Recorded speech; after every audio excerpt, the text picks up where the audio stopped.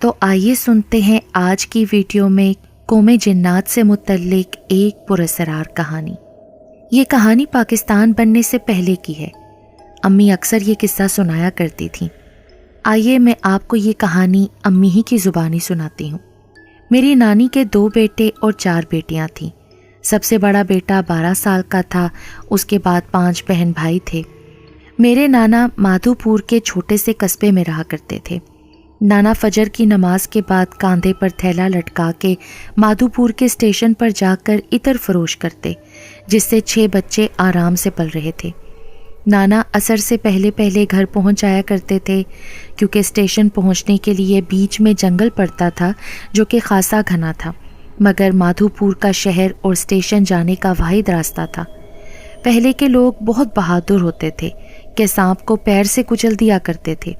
اگر شیر سامنے آ جاتا تو خنجر کا وار کر کے ختم کر دیا کرتے تھے، مگر پھر بھی جلدی گھر آنے کی کوشش کرتے تاکہ کوئی موذی جانور یا کسی بھی بلا سے پالا نہ پڑے۔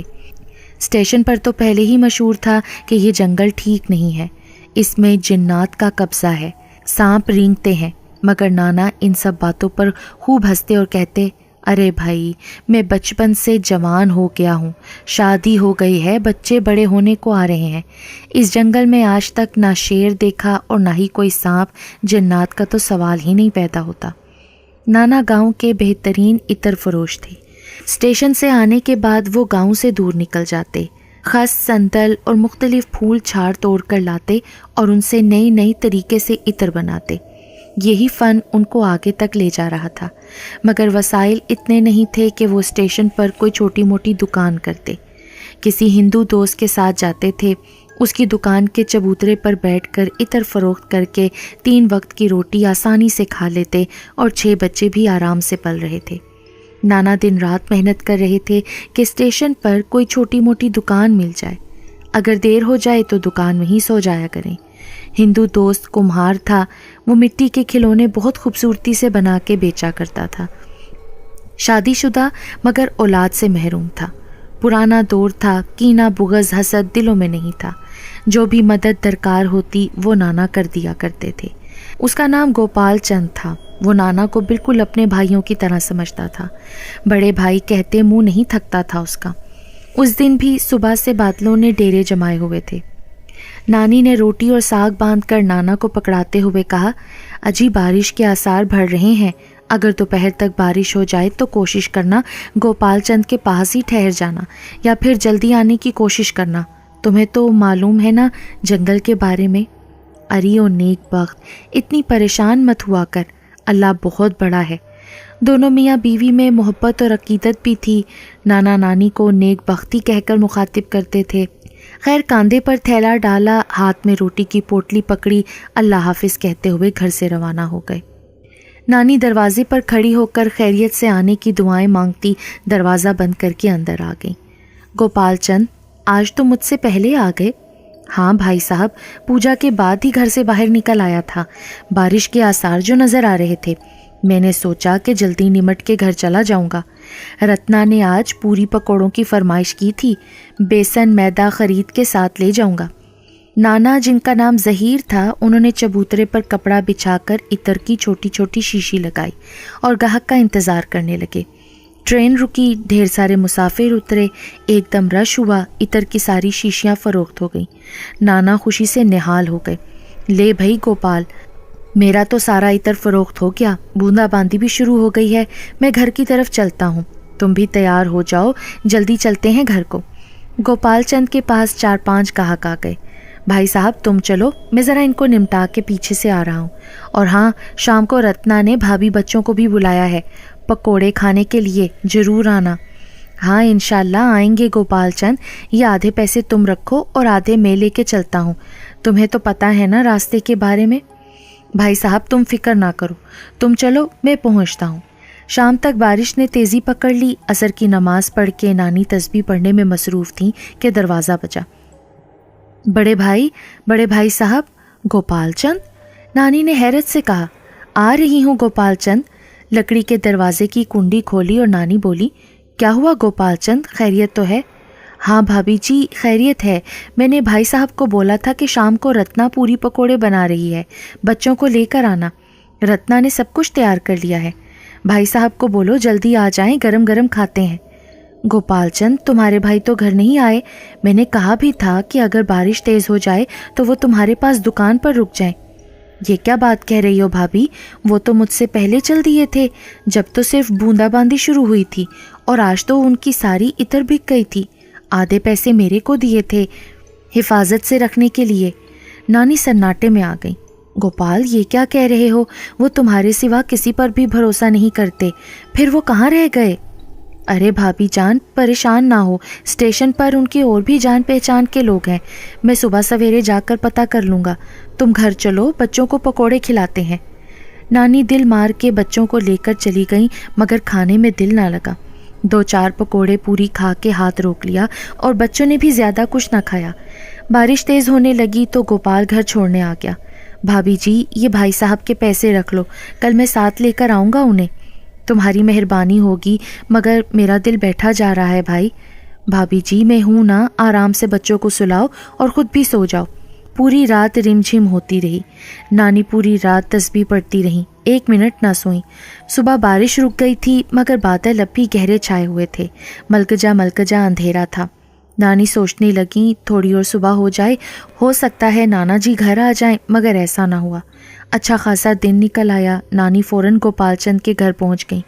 گوپال گھر سے ہی نکل رہا تھا۔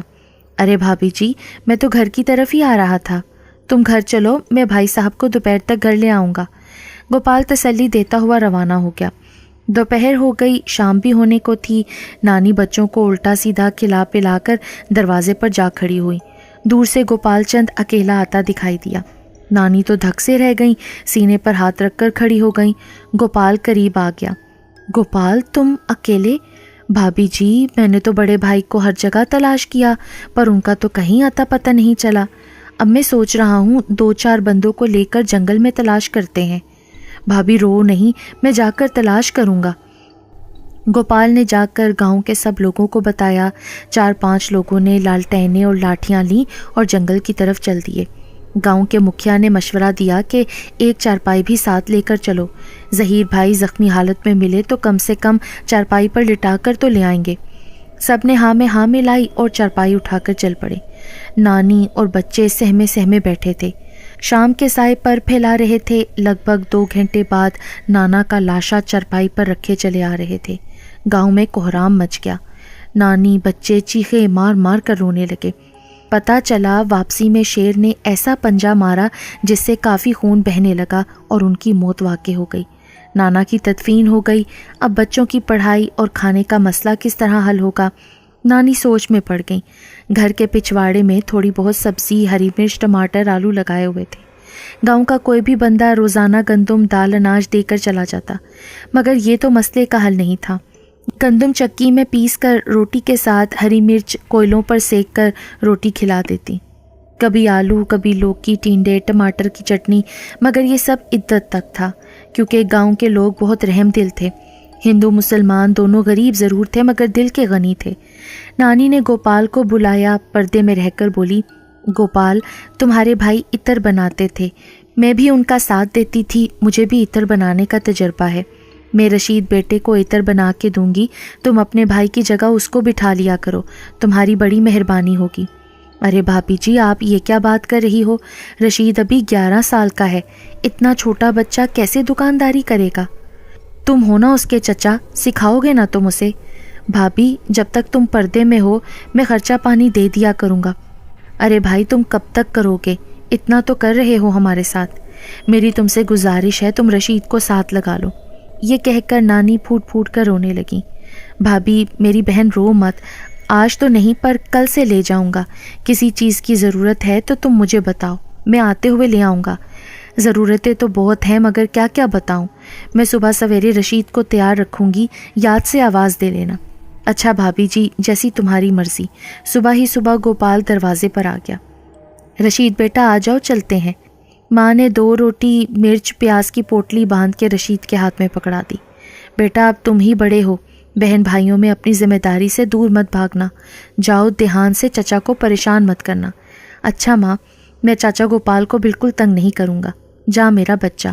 2-3 دن گوپال چند رشید کا ہاتھ پکڑے لے جاتا رہا، مگر بچہ کبھی آگے پیچھے ہو جاتا، پھر وہ آتے جاتے کسی بھی دوست کے ہاتھ تھما دیتا تاکہ وہ خیریت سے گھر پہنچ جائے، مگر پھر بھی وہ بچہ ہی تھا، کبھی آگے نکل جاتا، کبھی پیچھے رہ جاتا۔ جانے والے مڑ کے دیکھ لیتے اور آگے چل دیتے۔ عطر کبھی بکتا کبھی نہیں بکتا، اور اگر کبھی بکتا بھی تو 1 یا 2 سکے کا۔ پھر ایک دن اسی طرح شام کے وقت گوپال چند نے گاؤں جانے والوں کے ساتھ رشید کو کر دیا، اس کو خیریت سے اس کے گھر پہنچا دینا، میں شاید آج گھر نہ ہوں۔ بیٹا رشید، سیدھے گھر جانا، ادھر ادھر مت دیکھنا۔ اچھا چچا، جا جلدی بھاگ جا۔ وہ جا رہے ہیں۔ رشید بھی ان کے پیچھے چل دیا۔ وہ جنگل میں داخل ہو چکے تھے۔ رشید ادھر ادھر دیکھتا جا رہا تھا۔ ایک درخت پر بندر اور طوطے بیٹھے نظر آئے۔ وہ ان کو دیکھنے میں اتنا محو ہوا کہ آگے جانے والے لوگ نظروں سے اوجھل ہو گئے۔ ہوش جب آیا، شیر کی دھاڑ سے رشید گھبرا کے پیپل کے درخت کے تنے میں بنی کھو میں جا کے چھپ گیا۔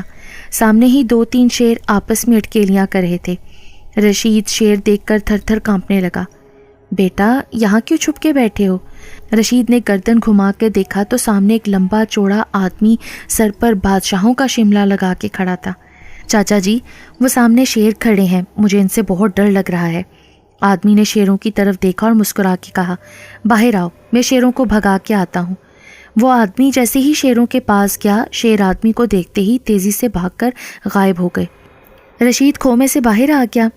تم اکیلے جنگل میں کیا کر رہے ہو بیٹا؟ چاچا جی، ان شیروں نے میرے ابا جی کو مار دیا، وہ عطر بیچتے تھے، ان کی جگہ اب میں عطر بیچنے جاتا ہوں۔ رشید نے عطر کی پوٹلی اس کے آگے کر دی۔ آدمی سیدھا ہو کے کچھ سوچنے لگا، پھر رشید کے سر پر ہاتھ رکھ کے بولا، کتنے کا روز بیچتے ہو عطر؟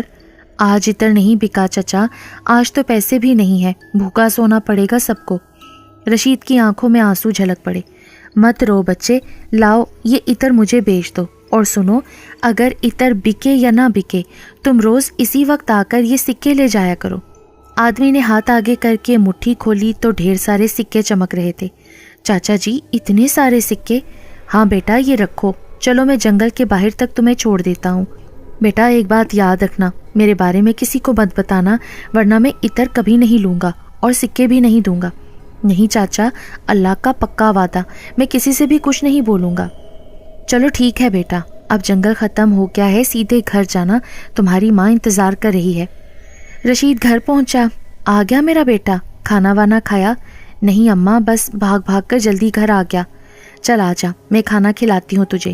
ماں نے پوٹلی کھولی، اس میں سے مرچ پیاز نکالی، کٹورے میں سے ٹینڈے لے آئی۔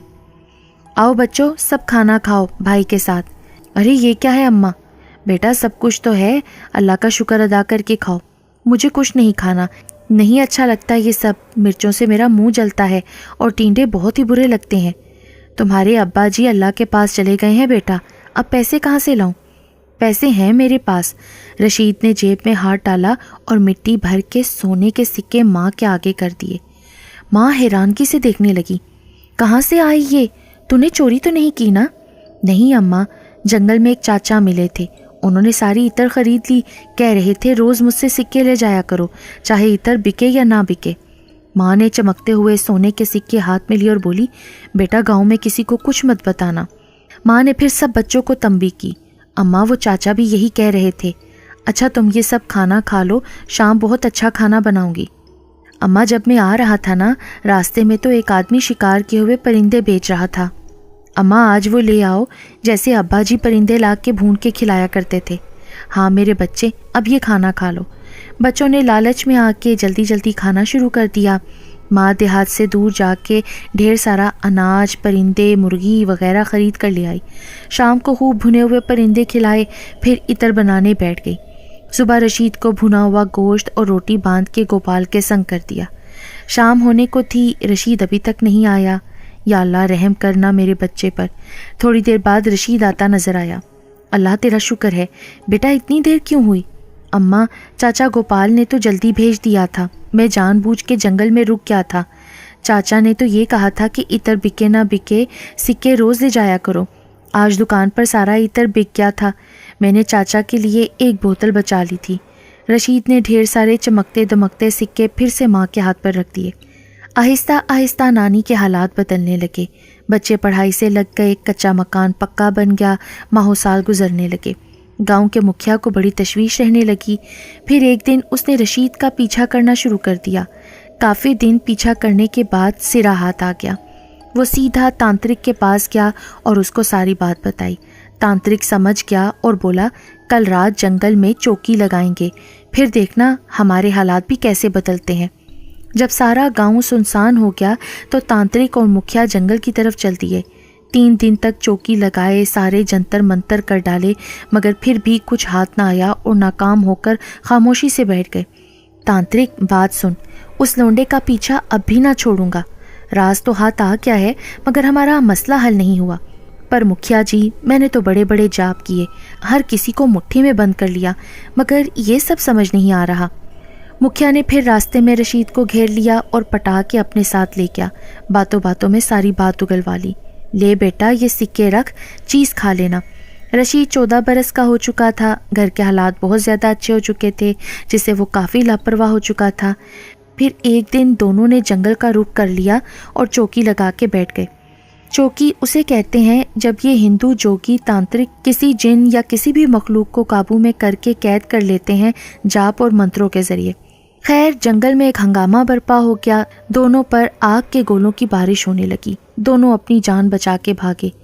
رشید 2 دن سے جا رہا تھا مگر چاچا اس کو کہیں نظر نہیں آ رہا تھا۔ دن گزرتے جا رہے تھے، لگتا تھا جنگل میں مکمل خاموشی چھائی ہوئی ہے۔ رشید روزانہ جنگل میں کھرنی کے درخت کے نیچے رک کر آواز لگاتا، چاچا چاچا، مگر کوئی جواب نہ آتا۔ رشید مایوس ہوتا جا رہا تھا۔ اس نے ماں کو ساری بات بتائی۔ کل شام کو میرے ساتھ چلنا، ہو سکتا ہے وہ مصروف ہوں یا کہیں گئے ہوئے ہوں، مگر وہ تو کہہ رہے تھے جب بھی میں آواز دوں گا میری آواز ان کے کانوں تک پہنچ جائے گی اور وہ فوراً آ جائیں گے۔ رشید اب روز جلدی دکان سے آنے لگا۔ دونوں ماں بیٹے روز جنگل جا کے بیٹھ جاتے۔ رشید آوازیں لگاتا مگر کچھ بھی محسوس نہ ہوتا، نہ کوئی ہلچل ہوتی۔ دن یوں ہی گزرتے جا رہے تھے۔ دونوں ماں بیٹے بے حد فکر مند تھے کیونکہ ان کی وجہ سے گھر کے حالات بدل چکے تھے۔ اب یہ سب کچھ بند ہو چکا تھا، ذریعہ معاش کچھ نہ تھا سوائے ان سکوں کے۔ کافی دن بعد ماں بیٹے پھر جنگل چلے گئے۔ رشید نے آوازیں دینا شروع کر دیں۔ تھوڑی دور پیپل کے درخت کے نیچے ایک آدمی پیٹھ موڑے کھڑا تھا۔ اماں، وہ سامنے دیکھو، شاید وہ چاچا وہاں کھڑے ہیں۔ دونوں ڈرتے ڈرتے قریب پہنچ گئے۔ بھائی جی، آپ؟ ہاں بولو۔ آواز بلند اور گرجدار تھی۔ بھائی جی، بہت دن سے رشید سے ملے نہیں نا، تو یہ پریشان ہو رہا تھا۔ اس آدمی نے گھوم کے دونوں کی طرف دیکھا۔ دونوں ماں بیٹے خوف سے کانپ گئے۔ اونچا قد، لال سرخ آنکھیں، سر پر سنہری پگڑی، بالکل سفید لباس پہنے وہ شخص عجیب ہی دنیا کا لگ رہا تھا۔ ہم نے تمہاری مدد کی، وہ صرف اس لیے کہ میرے بیٹے نے شیر کے روپ میں آ کے اس بچے کے باپ کو شرارت میں پنجہ مار دیا تھا، جس سے وہ ہلاک ہو گئے اور یہ بچہ یتیم ہو گیا، مگر اس بچے نے ہمارا راز افشا کر دیا۔ یہ نافرمان اللہ کے باغی ہمیں قابو کرنے کے لیے چوکی لگا کے بیٹھ گئے ہیں، جس کی وجہ سے ہمیں یہاں سے ہجرت کرنا پڑی اور ہم دربدر ہو گئے۔ ہم قوم جنات سے ہیں، اب جاؤ یہاں سے۔ ہم نے یتیم سمجھ کے تم لوگوں کی زندگی بخش دی ہے، ورنہ یہ بھی اپنے باپ کی طرح کسی درخت کے نیچے پڑا ہوتا۔ نانی نے خوف اور دہشت سے رونا شروع کر دیا اور اس جن سے معافی مانگنے لگیں۔ بھائی جی، معاف کر دیں، نادان بچہ ہے، میں اس کی ماں ہوں، ہمارا ذریعہ معاش آپ کے سوا کچھ بھی نہیں ہے، اب ہم کیا کریں گے، کہاں سے گزارا کریں گے؟ وہ جن گرجدار آواز میں بولا، تم دونوں فوراً اس جنگل سے نکل جاؤ، ورنہ میرے قبیلے والے تم دونوں کو مار دیں گے، تو پھر سوچو تمہارے باقی بچوں کا کیا ہوگا۔ میں نے تمہارے ذریعہ معاش کا انتظام کر دیا ہے، جلدی جاؤ یہاں سے۔ دونوں ماں بیٹے ہانپتے کانپتے گھر پہنچ گئے۔ ماں نے جب رشید سے پوچھا کہ تم نے ایسا کیا کیا ہے، تو رشید نے مکھیا کی ساری بات بتا دی۔ ماں سر پکڑ کر بیٹھ گئی۔ ماں نے کہا کہ میں نے تمہیں منع کیا تھا کہ تم کبھی بھی اس شخص کا ذکر کسی سے نہ کرنا۔ خیر، کچھ دنوں کے بعد گوپال چند کا انتقال ہو گیا۔ نانی دل پکڑ کے بیٹھ گئی، یا اللہ اب کیا ہوگا، یہ آسرا بھی ختم ہو گیا۔ کچھ دنوں بعد مکھیا نے نانی کو گھر بلا کے بتایا کہ گوپال چند اپنی دکان رشید کے نام کر گیا ہے، اب وہ اس دکان میں عطر بیچ سکتا ہے۔ نانی نے اللہ کا شکر ادا کیا اور سجدے میں گر گئیں۔ واقعی ان کی روزی روٹی کا بندوبست ہو گیا تھا۔ جب میری والدہ 30 سال قبل بھارت کے گاؤں مادھوپور گئیں تو ان کے ماموں نے یہ کہانی انہیں سنائی۔ رشید ماموں نے والدہ کو بتایا کہ تمہاری نانی سمجھ گئی تھیں یہ چمکتے سکے صرف جنات ہی دے سکتے ہیں۔ انہیں اس وقت پتہ چل گیا تھا کہ میں جنات کے پاس سے ہو کر آتا ہوں، اس لیے انہوں نے مجھے تاکید کی تھی کہ میں یہ بات اور یہ راز کسی کو بھی نہ بتاؤں، لیکن میں ناسمجھ تھا، مکھیا کی باتوں میں آ کر اس پر راز فاش کر دیا۔ آج بھی مادھوپور میں رشید عطر فروش کے نام سے اسٹیشن پر دکان موجود ہے۔ اب یہ دکان ان کا پوتا شاہد چلا رہا ہے۔